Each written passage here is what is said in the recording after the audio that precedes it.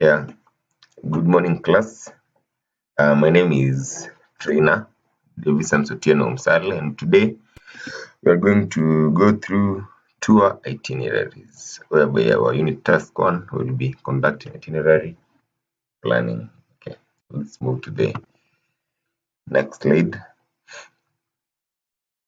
Mhm. An itinerary, it is a program of a tour which includes all travel activities on a day-to-day basis, and it includes overnight accommodation. Uh-huh. It has the following tour components. The components of an itinerary, it has four key components, which are one, transportation. Transportation here is whereby the tourists are being transported from one destination to another. We also have transfers. Maybe transfer means being transported from the point of origin. Nitakupoz naweza pause. Nishaharibu. Uh, another component is accommodation, and in accommodation, this is where it contains some components like room service, meals, and sometimes there are accommodation like hotels where they provide entertainment. Um, another component is sightseeing. This is, for example, when you have a city, you'll go sightseeing. On to the next tab, on to the next slide. Too slow, man. Very slow. An itinerary serves as a guideline to an organized journey. It controls the activities of the journey. In terms of, for example, we have pace. Pace, this is the speed of the tour. Another one is direction of the route taken by the visitors as per the requirements of the clients. It depends on the client's preferences to choose a certain route. Another one is interest of the tourists to and from the destination. Another one is details regarding the activities to be undertaken at the destination. For example, this will depend on the energy of the tourist, and of course, energy, it will also come with the age factor. When you have a group that contains entails older people, then you will choose lesser energy activities compared to if you have younger ones. Another factor is the budget, the amount of money that each member of the tour is able to spend, like their disposable income, right? On to our next slide. Itinerary planning process. Planning a complete tour requires skills. This is through product knowledge, imagination, and a great deal of experience. It is a systematic approach. For you to plan a tour, you have to have knowledge. Maybe you can find someone who has been there before, or an imagination. Planning an itinerary, it requires consideration of some important factors. Like we said earlier, uh, the speed factor, and the tourist preferences, and the tour's objectives, and also the interest of the tourists from the destination.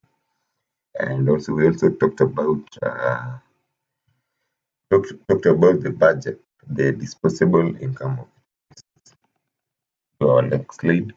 This will be source of information for planning an itinerary. So for you to plan an itinerary, you need to have source.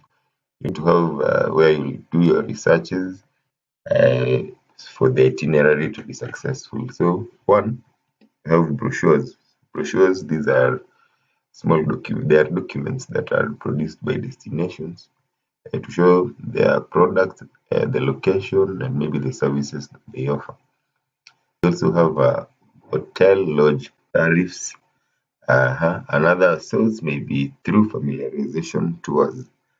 This may be, for example, you can be referred by someone who has been in a destination before, so they refer to you so that you may also visit the place. Another one is films, for example, the on wildlife and cultural films. Like for example, Nat Geo, it has documentaries that may give you an idea of where you want to visit. Another one is through sharing ideas with tour experts. That is, for example, tour guides or driver guides. You see, these are people who have visited many places and they may be a very good source of information for you to plan an itinerary. On to our next slide. It talks about the process of itinerary planning, and it also talks about the factors that will be considered before planning an itinerary. So the motivation, this can include one or more. For example, what motivates you to travel? There are people who love to go and rest at the sea. Some would love to go and bask in the sun at the sandy beaches. Some would be motivated due to sports, maybe go watch a football match in Manchester. Some would love to go to the game drives and watch the wild animals and maybe hunting. Another factor will be the number of participants. This is important as it influences the choice of transport and the hotels and maybe the restaurants that you will choose. So, for example, if you have around 15 and above tourists, maybe you will go for a bigger vehicle, maybe a minibus or something. And if you have less, let's say you have 5 or below, you'll go for a smaller vehicle. Another factor is depth and length of the trip.